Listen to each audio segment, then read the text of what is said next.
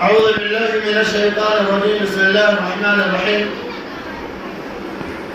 قل هل يستوي الذين يعلمون والذين لا يعلمون إنما يتذكر أولو الألباب.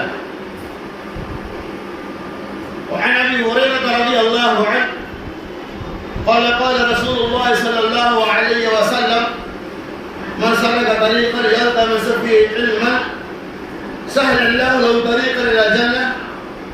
رواه مسلم. ہر قسم کی حمد و ثنا اللہ تبارک و تعالی کے لیے ہے، اس کی توفیق اور فضل و کرم سے اہل حدیث امت کے زیر اہتمام پہلے روزہ پروگرام میں دینی تعلیم اور اس کے ساتھ ناانصافی کے موضوع پر چند باتیں نقشائی کی توفیق عنایت ہوئی۔ محترم سامعین، جیسا کہ آپ اس بات کو اچھی طرح جانتے ہیں کہ دنیا کے اندر انسانوں کی کامیابی کے لیے، ان کی کامرانی کے لیے علم سے واقفیت کا ہونا نہایت ضروری ہے۔ بغیر علم کی انسان کی زندگی انکمپلیٹ ادھوری ہے۔ بغیر علم کے انسان دنیا کے اندر مردہ لاش کی طرح سے، بغیر علم کے انسان دنیا کے اندر بے قدرتیبت ہے۔ علم ایک ایسی نعمت ہے کہ جو انسان کے مقام و مرتبہ کو بلند کرتا ہے۔ علم کے ذریعے انسان کی دنیا میں اخروی دونوں ترقی ہوتی ہے۔ اگر علم نہیں ہے انسان ترقی سے رک سکتا ہے، ترقی اس کے لیے معنی ہے۔ اور اس علم کے بارے میں اللہ تبارک و تعالی نے قرآن مقدس کی مختلف آیتوں کے اندر مختلف زاویے سے، مختلف انداز سے اس کی وضاحتیں دی ہیں۔ جیسے اللہ تبارک و تعالی نے سورہ زمر پارہ نمبر 23 آیت نمبر 9 کے اندر ارشاد فرمایا: قل هل يستوي الذين يعلمون والذين لا يعلمون انما يتذكر اولو الالباب۔ اے نبی محمد صلی اللہ علیہ وسلم، آپ کہہ دیجیے، کیا وہ لوگ جو پڑھے لکھے ہیں اور جو پڑھے لکھے نہیں، کیا دونوں برابر ہو سکتے؟ انما يتذكر اولو الالباب، جو درست کے اہل علم ہی، عقل مند لوگ ہی نصیحت پکڑتے ہیں۔ اللہ تبارک و تعالی نے اس ٹکڑے کے اندر یہ پیغام دیا کہ پڑھے لکھے لوگ اور وہ لوگ جو پڑھے لکھے نہیں، دونوں برابر نہیں ہو سکتے۔ تو علم کی اہمیت کا اندازہ اس آیت پاک سے آپ لگا سکتے ہیں۔ اور اس علم کے بارے میں اللہ کے رسول سرکار حبیب صلی اللہ علیہ وسلم نے ارشاد فرمایا: من سلک طریقا یلتمس فیہ علما سہل اللہ طریقا الی الجنہ۔ مسلم کی صحیح روایت ہے۔ حضرت ابو ہریرہ رضی اللہ تعالیٰ عنہ کہتے ہیں رسول اللہ صلی اللہ علیہ وسلم نے ارشاد فرمایا: من سلک طریقا فیہ یلتمس فیہ علما، جو بندہ اللہ کے راستے میں علم کو تلاشنے کے لیے کرتا ہے، سہل اللہ طریقا الی الجنہ، اللہ تبارک و تعالیٰ اس کے لیے جنت کے راستے کو آسان کر دیتا ہے۔ تو گویا کہ اہل علم کے لیے جب علم حاصل کرنے کے لیے نکلتا ہے، اس کے لیے اللہ تعالیٰ آسانیاں پیدا کر دیتے ہیں۔ اللہ تبارک و تعالیٰ اس کے لیے جنت تک پہنچنے کے لیے آسان راستے کو آسان کر دیتے ہیں۔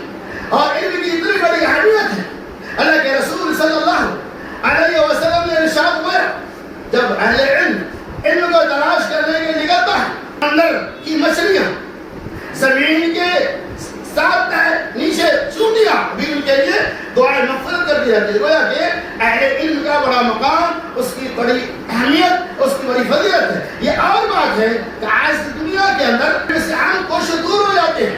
علم کی جو اہمیت اور اس کا جو مقام تھا، ہمارے یہاں اس کی کوئی وقت نہیں، اس کی کوئی قدر نہیں۔ خاص طور سے علم جس کے ذریعہ اللہ تبارک و تعالیٰ کی معرفت حاصل ہوتی ہے، علم جس کے ذریعہ رسول اللہ کی معرفت حاصل ہوتی ہے، علم جس کے ذریعہ دین کی معرفت حاصل ہوتی ہے۔ آپ دیکھیں گے لفظ علم کے اندر 3 الفاظ ہیں: عین، لام، میم۔ عین جس سے مراد علم، لام جس سے مراد لا الہ الا اللہ، اور میم جس سے مراد محمد الرسول اللہ۔ تو گویا کہ عین ایسا لفظ ہے کہ جس سے ہر کسی کو واقفیت ہونا ضروری ہے. اگر آپ کے پاس علم ہوگا تو اللہ تبارک و تعالیٰ کی معرفت ہوگی, رسول اللہ صلی اللہ علیہ وسلم کی معرفت ہوگی. اگر آپ کو علم نہیں ہوگا کوئی بھی کہیں بہکا دے گا, کہیں پھسلا دے گا, آپ کے احساس دے گا. لیکن آپ کے پاس یہ علم موجود ہے, اور وہ علم اللہ اکبر جسے اسلام نے سب سے پہلے دیا. شاید کہتا ہے حیرت ہے کہ تعلیم و ترقی میں وہ پیچھے, حیرت ہے کہ تعلیم و ترقی میں وہ پیچھے. جس قوم کا آغاز ہی اقرا سے ہوا تھا. اللہ تعالیٰ اقرا بسم ربک الذی خلق خلق الانسان من علق اقرا وربک الاکرم الذی علم بالقلم علم الانسان ما لم. اللہ نے پہلے لفظ میں علم کی اہمیت کا اندازہ لگائیے کہ قرآن سب سے پہلی وحی جو محمد رسول اللہ صلی اللہ علیہ وسلم کو نازل ہو کیا ہے؟ سورہ اقرا. سورہ علق کی 5 آیتیں ہیں. اقرا بسم ربک الذی خلق. اے نبی آپ پڑھیے اپنے رب کے نام سے جس نے آپ کو پیدا کیا. خلق الانسان من علق, جس نے انسان کو لوٹنے سے پیدا کیا.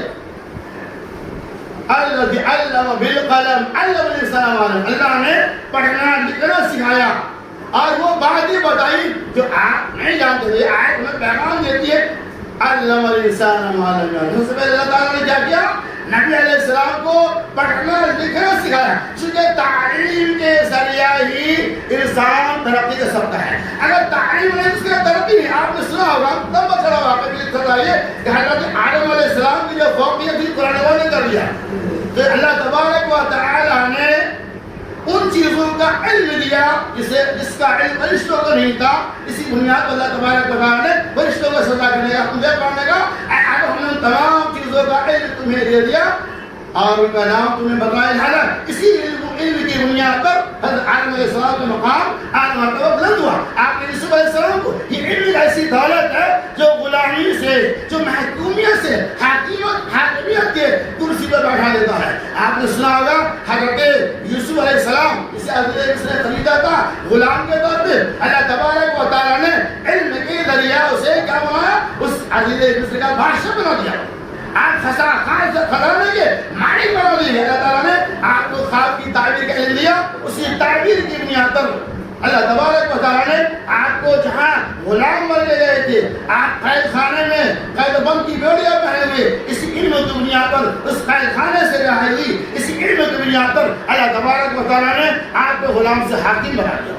تو کیا پتا چلا؟ علم ایسی دولت ہے کہ انسان کے مقام اور مرتبہ کو بلند کرتا ہے. اور ایسی ایسی رحمتیں اللہ تبارک و تعالیٰ انسانوں کو علم کے ذریعہ عطا فرماتا ہے جس کے بارے میں وہ کبھی سوچ نہیں سکتا. اسی لیے حضرت عبداللہ بن عمرو بن عاص رضی اللہ عنہما قال قال رسول اللہ صلی اللہ علیہ وسلم بلغوا عنی ولو آیا, رواه مسلم. حضرت سعد بن عمرو بن وقاص رضی اللہ تعالی عنہ کہتے ہیں, حضرت سعد بن وقاص رضی اللہ تعالی عنہ کہتے ہیں اللہ کے رسول صلی اللہ علیہ وسلم بلغوا عنی ولو آیا, میری طرف سے اگر ایک ہی آیت تمہیں معلوم ہو تو تم لوگوں تک پہنچا دو. چونکہ علم کا پہنچانا, علم کے دروازوں کو وسیع کرنا نہایت ہی ضروری ہے. چونکہ علم کو آپ وسیع کریں گے, علم کو پھیلائیں گے, 1 سے 10, 10 سے 20, 20 سے 100, ہزاروں لاکھوں لوگوں کو پہنچے گا. اسی بنیاد پر آپ نے سنا ہونے سے بات اللہ کے رسول صلی اللہ علیہ وسلم نے ارشاد ہے ایک عابد کا پوری رات جاگ کر عبادت کرنا اس کے بھی مقابل ایک عالم کا رات بھر سو جانا اس سے زیادہ بہتر ہے. یعنی اگر عالم رات بھر سوئے گا, ایک عالم پوری رات عبادت کرے گا, اس عالم کے سونے کا مقابلہ وہ عالم پوری رات جا کر نہیں کر سکتا. کیوں؟ اس کی وجہ یہ ہے کہ عالم کی عبادت کا تعلق فرد واحد سے ہوتا ہے, اس عالم کے علم کا تعلق فرد واحد سے نہیں بلکہ جمع غفیر سے ہوتا ہے. وہ اپنے علم کی بنیاد پر توحید اور شرک کے اندر جو ڈسٹینس ہے لوگوں کو سمجھا سکتا ہے, توحید والا بنا سکتا. اسی لیے اللہ کے رسول صلی اللہ علیہ وسلم اہل علم کا بڑا مقام اور بڑی اہمیت اور بڑی فضیلت. اور بات ہے ہمارے پاس اس کا ذرہ برابر بھی آج احساس ہے. ہم خود علم اور اہل علم کی, ہم خود جو ہے نا اہل علم کے ساتھ ناانصافی کرتے ہیں.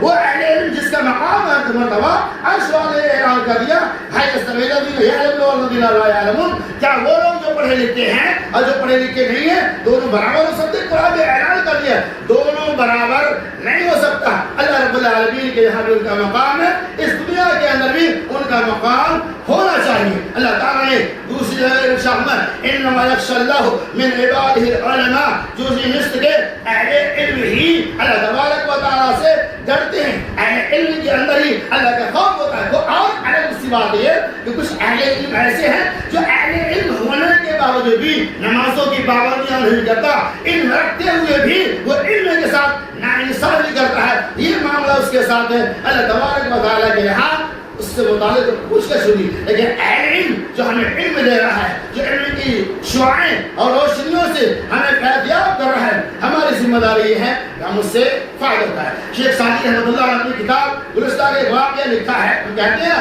ارے مثال خود عمل نہیں کہ ہم کو بھی گھٹنا نہیں، اگر وہ عمل نہیں کرتا اس کا ذمہ دار وہ تو ہے، اللہ اسے عذاب دے گا، لیکن آپ کو جو چیز وہ دے رہا ہے اس سے آپ کو لینے کا مکمل حق اسلام نے دیا ہے۔ شیخ سعدی رحمۃ اللہ لکھتے ہیں کہ رات کی تاریکی میں کسی آدمی کا کوئی سامان گم ہے، اندھیرا ہے، وہ سامان بیچارہ ڈھونڈ رہا ہے، روشنی کا کوئی انتظام نہیں ہے، اس کے سامنے سے ایک کتے کا گزر ہوتا ہے جس کے گلے میں نیل لٹک رہی ہوتی ہے۔ اس آدمی کا کام یہ ہے اس کی نیل کے ذریعہ اندھیرے میں اپنے سامان کو ڈھونڈے، وہ آدمی یہ نہ کہے اس لیے کہ نیل تو کتے کے گلے میں لٹکی ہوئی ہے، یعنی ہمیں وہ نہیں دیکھ رہا ہے، اس سے جو روشنی ہمیں مل رہی ہے اس سے ہمیں فیضیاب ہونا ہے۔ کیا پتہ چلا کہ اگر کوئی اہل علم ہمیں علم کی ہمارے بیچ علم ہمیں آتا ہے، ہمیں علم دیتا ہے، ہمیں اس علم کو لے لینا چاہیے اور اہل علم کی قدر و قیمت کو ہمیں سمجھنا چاہیے، لیکن آج یہ چیزیں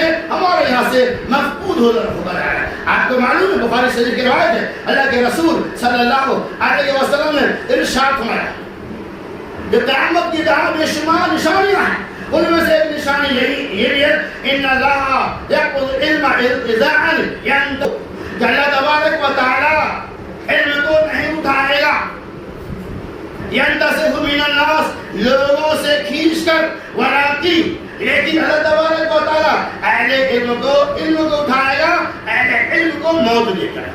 کیا پتہ چلا تو علماء کی کثرت سے موت یا قیامت کی نشانیوں میں سے نشانی ہے۔ اللہ کے رسول صلی اللہ علیہ وسلم کہ اللہ تبارک و تعالیٰ علم کو اٹھا لے گا، علم اٹھانے کا مطلب یہ ہے کہ علم کو ہی اٹھا لے گا تو نہیں، اہل علم کو اللہ تعالیٰ علماء کو موت دے کر علم کو اٹھا لے گا۔ آج یہی معاملہ ہو رہا ہے دنیا کے اندر، اہل علم کی کوئی قدر نہیں، علماء کی کوئی قدر و قیمت نہیں، جس کی وجہ سے آج ہم دینی تعلیم سے دور ہوتے جا رہے ہیں۔ دینی تعلیم کی اہمیت کا اندازہ آپ اس حدیث پاک سے لگائیے۔ اللہ کے رسول صلی اللہ علیہ وسلم کہ دینی تعلیم، دین کا علم وہ علم ہے جس کے معاملہ میں آپ ایک دوسرے سے حسد بھی کر سکتے ہیں۔ روایت اس طرح سے عن عبد الله بن مسعود رضي الله عنه قال قال رسول الله صلى الله عليه وسلم لا حسد الا اثنين، رجل اعطاه الله العلم، رجل اعطاه الله المال فسلطه على حلقة في حقه، ورجل اعطاه الله الحكمة ويعلم ويقصد بها رواه البخاری۔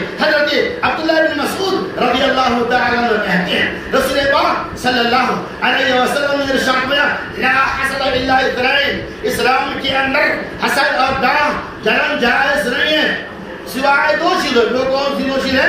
رجل آتاہ اللہ المال فسلط علی حلقۃ فیہ، ایک وہ انسان اسے اللہ تعالیٰ نے مال و دولت پر فرمایا اور وہ مال و دولت کو اللہ تبارک و تعالیٰ کے راستے میں خرچ کر دیتا ہے، حق کے راہ میں لگا دیتا ہے۔ اور دوسرا وہ انسان جسے اللہ تبارک و تعالیٰ حکمت و دانائی عطا فرماتا ہے، جسے اللہ تبارک و تعالیٰ علم عطا فرماتا ہے، وَيَقْضِي بِهَا وَيُعَلِّمُهَا، اس علم کے ذریعہ وہ لوگوں کے درمیان فیصلے کرتے ہیں، وہ علم کو لوگوں کو پھیلاتے ہیں۔ یہ دو ایسی چیزیں ہیں کہ جس کے اندر ایک دوسرے سے حسد کا مطلب یہ وہ اس کا رجل آتاہ اللہ الحکمہ، رجل آتاہ اللہ العلم، ایک وہ انسان جسے اللہ نے علم دیا۔ علم کے معنی میں حسد کیسے کریں گے؟ اس طرح سے کہ ایک آدمی، ایک بندہ عالم دین ہے جو دین کی تعلیم کو پھیلا رہا ہے، جو کتاب و سنت کی باتیں بتا رہا ہے، اب سامنے والا آدمی یہ ارادہ کرتا ہے اے اللہ تبارک و تعالیٰ فلاں بندہ حافظ قرآن ہے، اے قرآن فلاں بندہ عالم دین ہے، اے قرآن فلاں بندہ دین کی تبلیغ کر رہا ہے، اے اللہ تو مجھے بھی علم دین عطا فرما تاکہ میں اس سے بھی بڑھ کر تیرے راہ میں دین کی خدمت کو انجام دوں، میں دین کو پھیلاؤں، میں دین کی بات لوگوں میں عام کروں۔ اس طرح سے دین کے معاملہ میں، علم کے معاملہ میں حسد کرنا جائز ہے۔ جیسا یہ قدیم ہے وہ علم کے ذریعہ لوگوں کے درمیان فیصلہ کرتا ہے اور لوگوں کو علم و حکمت کی دانائی کی باتیں بتاتا ہے. اس حدیث سے پتہ چلا کہ علم ایک ایسی دولت ہے جو لازوال نعمت ہے. علم کی وجہ سے انسان کا مقام بلند و بالا ہوتا ہے. علم ایک ایسی دولت ہے جس کا تعلق ذات اور بیعتی سے نہیں ہوتا, جس کا تعلق قرب و خاندان سے نہیں ہوتا. اگر وہ علم والا ہے, اگر وہ حافظ قرآن ہے تو ہے, اس کے پیچھے بڑے بادشاہ کیا آئے گا, اسے مختلف ہونا پڑے گا. علم کی اہمیت کا انداز قاری اس طرح سے لگائیے. اللہ اکبر بہتے ہیں, ارے اس سے نہیں, علم جس سے بھی ملے آپ اسے سیکھ. یہ تو علم کی اہمیت ہے. جنگ بدر کے موقع سے آپ نے سنا ہوگا جہاں 14 صحابہ کرام شہید ہو گئے, 70 مشرکین مکہ قتل کر لیے گئے اور 70 گرفتار کیے. 9 واقعہ لمبا مختصر یہ ان 70 سے متعلق نبی علیہ السلام فدیہ لینے کا 3000 4000 1000 تک فدیہ لے کر رہائی دینے کا حکم دیا. اور پھر آپ نے یہ فرمایا اہل مکہ کے پاس علم ہے, جن کے پاس فدیہ نہیں وہ اہل مدینہ کے ایک آدمی, اہل مدینہ میں سے 10 آدمی کو پڑھنا لکھنا سکھا دے. ایک مکہ والا جس کا فدیہ دینے کی طاقت ہے, 10 آدمی کو پڑھنا لکھنا سکھا دے, یہ اس کے لیے فدیہ ہو جائے گا. اس حدیث سے کیا پتہ چلا کہ علم سیکھنے کے لیے کسی ذات اور دھرم اور مذہب کی ضرورت ہے. جس کے پاس بھی علم ہے آپ اس سے علم حاصل کر سکتے ہیں. اور چلیے آگے, اللہ کے رسول صلی اللہ علیہ وسلم نے فرمایا کہ علم جسے ہمارا اپنے سماج اور معاشرے کے اندر پھیلاتی ہے اور پھیلانے کی ذمہ داری تمام مسلمانوں کی ہے. عورتیں بھی علم دین کو حاصل کریں, مرد بھی علم دین کو حاصل کریں, لیکن ہم اللہ سے دعا نہیں کریں اللہ تعالیٰ علم حاصل کرنے کے ساتھ ساتھ ہمیں اس کے اوپر عمل کثیر کی توفیق بڑے انصافی ہے. آج اہل علم کے ساتھ اور علماء کرام کے ساتھ سمجھ سے نہیں, اکثر بیشتر ایسے لوگ ہوں گے جو علماء کی قدر کو نہیں سمجھتے, جو اہل علم کی اہمیت اور فضیلت کو نہیں سمجھتے ہیں. لوگ آج دیکھیے اتنا خطرناک معاملہ چل رہا ہے, پوری دنیا کی بات کر رہا ہوں. آج لوگ اپنے بچوں کو مدارس اسلامیہ میں بھیجنے کے لیے تیار نہیں, دینی تعلیم دلانے کے لیے تیار نہیں. کیوں؟ ارے کیا ملے گا, ابھی 10,000 12,000 10 سال کا کیا ملے گا, 20 سال ملے گا, خرچہ 1 لاکھ ہوا. اپنے بچوں کو میں دیکھ رہا, یقینی بات اللہ کی قسم میں قسم کھا کے کہتا ہوں, میں نے اخبارات کو پڑھا, کتابوں کے دیکھا, پریکٹیکل میں نے دیکھا, قرآن پڑھا لیے اور اس کو کسی اسکول کے حوالے کر. کیوں ایسا ہو رہا ہے؟ اس لیے ایسا ہو رہا ہے کہ اہل علم کی قدر ہمارے بیچ نہیں ہے. آپ یاد رکھو یہی صورتحال جو آج موجود ہے, اگر یہی صورتحال رہ گئی آنے والے زمانہ آپ کے لیے بھیانک تابناک ہوگا. آنے والے زمانے کے اندر مسجدوں کے اندر امام المحسن آپ کو نہیں ملے گی. ان کے گھر کا خرچہ 10-12 ہزار میں کہاں پورے ہونے والا ہے. یہ اللہ کے رسول برکت کا نزول ہے, ایسی بات ہے. تو لہٰذا ہماری ذمہ داری ہے کہ علم کی ہم قدر کریں, ان کو اہمیت دیں, انہیں ہم سمجھیں کہ یہ بھی کچھ ہے, لیکن نہیں ایسا ہم نہیں سمجھتے. اور چلیے آگے آپ کو سناتا ہوں. رسول اللہ صلی اللہ علیہ وسلم علم دولت, علم ایک ایسی نعمت ہے جس کا فائدہ دنیا میں بھی ہونے والا ہے اور جس کا فائدہ آخرت میں بھی ہونے والا ہے. اللہ کے رسول صلی اللہ علیہ وسلم اذا مات الانسان انقطع عمله الا من ثلاثه او صدقه جاريه او علم ينتفع به او رسالة تدعو له. رواه مسلم. رسول اللہ صلی اللہ علیہ وسلم نے ارشاد میں انسان جب مر گیا, اور مرنا یقینی ہر کوئی مرے گا, عالم فاضل چاہے جو بھی, مرنے کے بعد 3 ایسی چیزیں جس کا سلسلہ باقی رہے.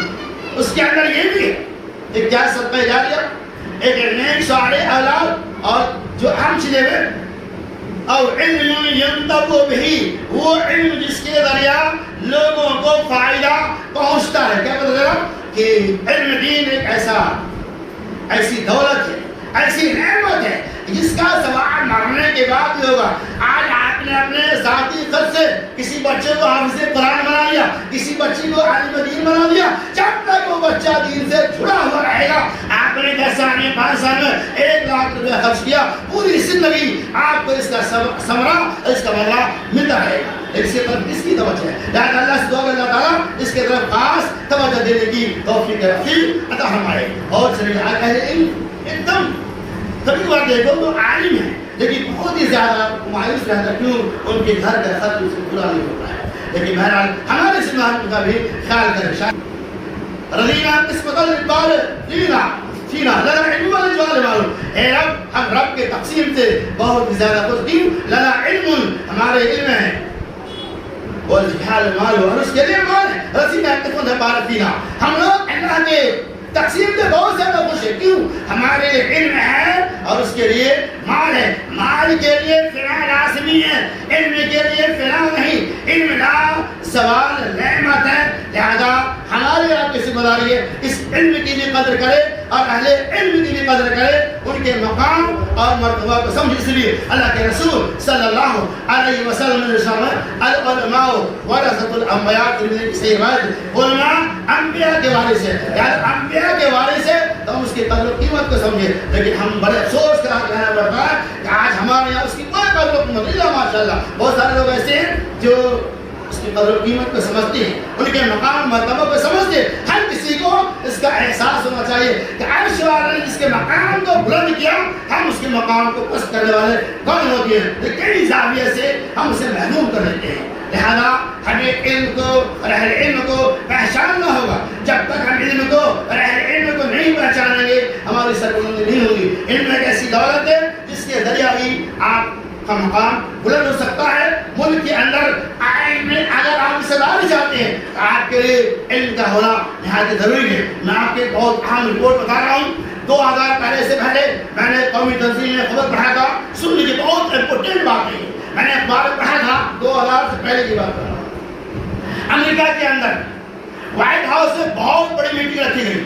یعنی پورے دنیا کے فلاسفر اور بڑے بڑے ویگیانکوں کو دعوت دیا گیا، بلایا گیا.